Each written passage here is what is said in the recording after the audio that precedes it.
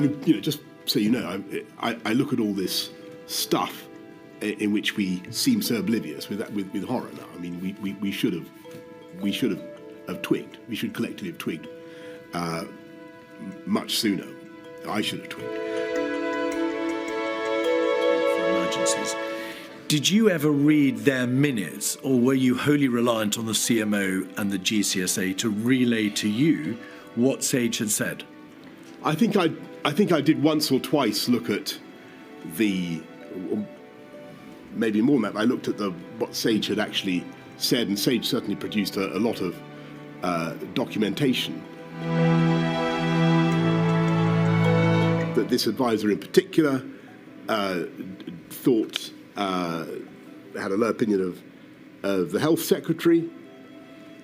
I thought he was wrong. I stuck by the health secretary. I thought the health secretary worked very hard, and whatever, he may have had defects, but I thought that he was doing his best in very difficult circumstances.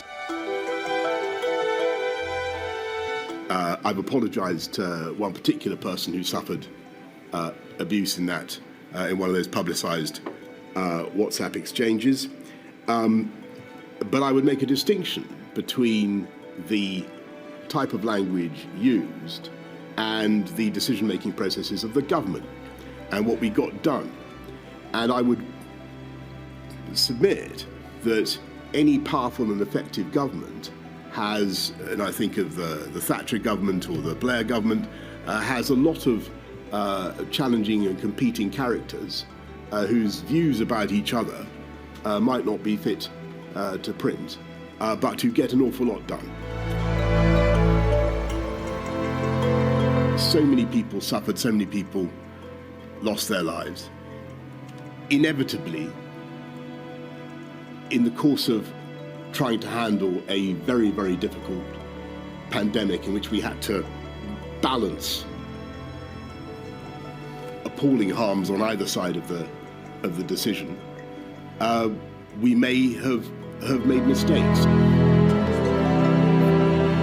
Advising against greetings such as shaking hands. Did you know? I didn't, but I do think that it was. I shouldn't have done that in retrospect.